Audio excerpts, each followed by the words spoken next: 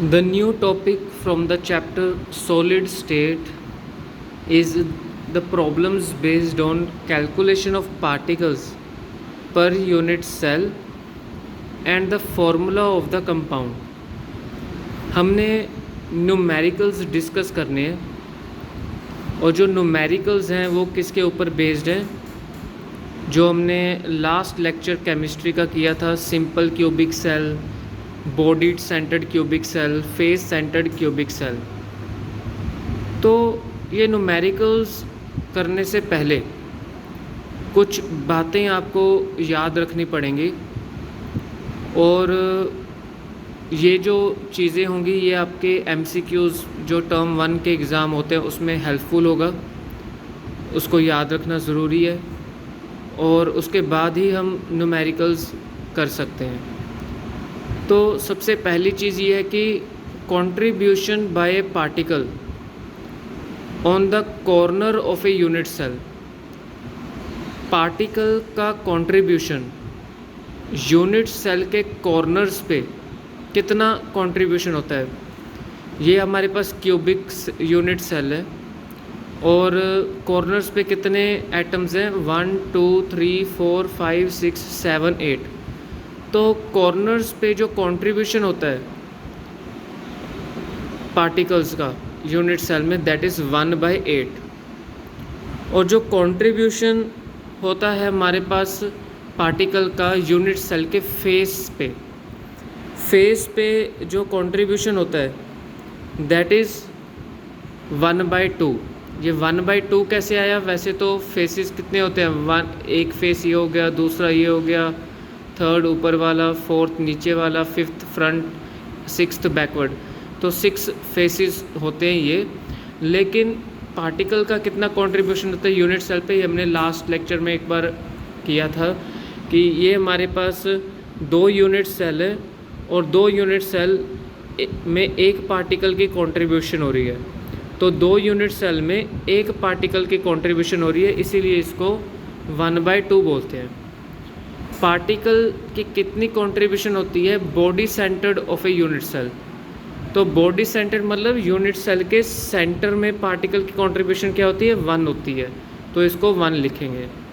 और एजेस पे क्या कंट्रीब्यूशन रहती है, अब आप देखिए 4 यूनिट सेल है और 4 यूनिट सेल में एक पार्टिकल की कंट्रीब्यूशन हो रही है एजेस पे, तो इसको लिखेंगे 1/4। तो ये तो आपको या समझ में आ गया होगा कि मैंने क्या कहने की कोशिश की है कि पार्टिकल की कंट्रीब्यूशन क्या रहती है यूनिट सेल में, फेस सेंटर में, बॉडी सेंटर में और एज पे। अब इन बेसिस पे हम न्यूमेरिकल्स डिस्कस करेंगे। फर्स्ट हमारे पास है calculate the number of atoms per unit cell.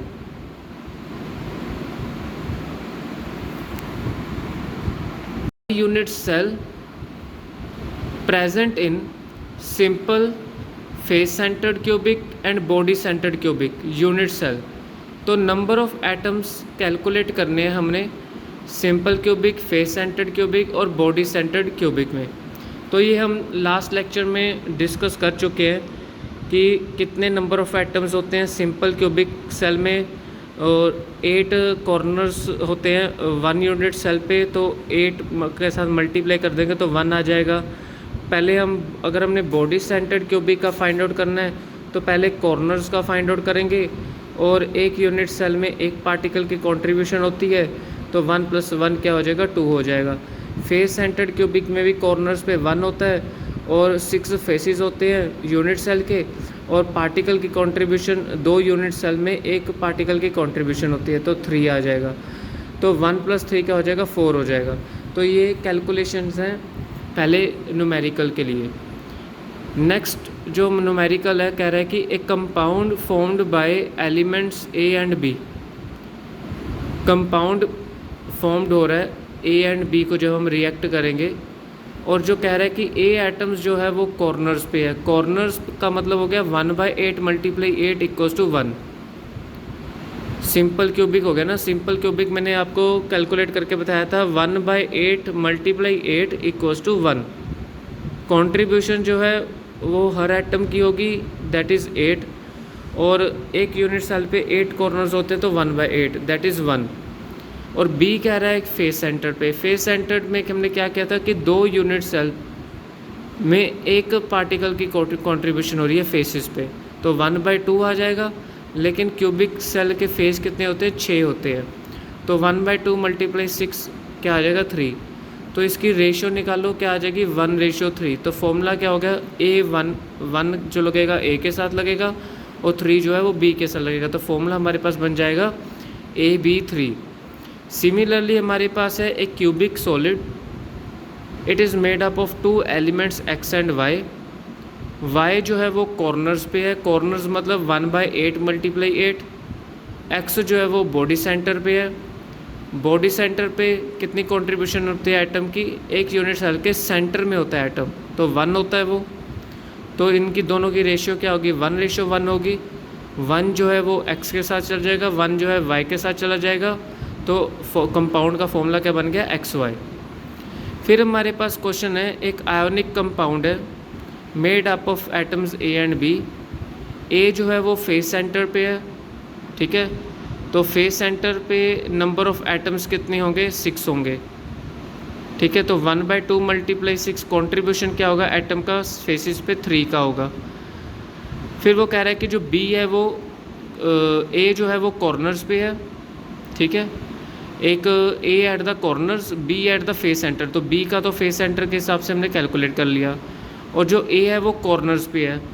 कहता है इसमें से A में से 1 एटम जो है वो मिसिंग है, 1 atom is missing from the corner. तो 8 एटम्स होते हैं कॉर्नर पे, उसमें से एक मिसिंग है तो 7 रह गए। और एक यूनिट सेल पे कितने एटम्स कॉर्नर्स पे होते हैं? 8। 1/8 × 7, तो 7/8 रेशियो कितनी आ जाएगी? 3। 8 को 3 के साथ क्रॉस मल्टीप्लाई करेंगे तो 7:24। 7 किसके साथ चला जाएगा? A के साथ। 24 चला जाएगा B के साथ। तो आपका फॉर्मूला बन गया A7B24।